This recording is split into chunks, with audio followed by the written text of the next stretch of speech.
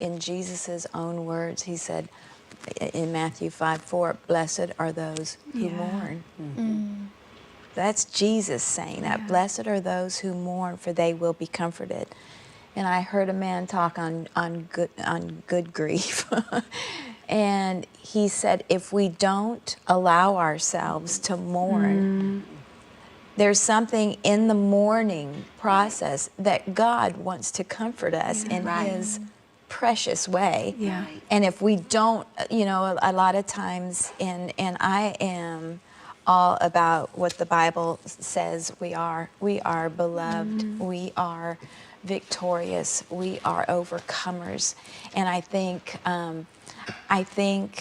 sometimes, though, we have to put on that, oh, this isn't bothering me, I'm victorious, and I'm gonna, you know, and I'm going to try to keep it.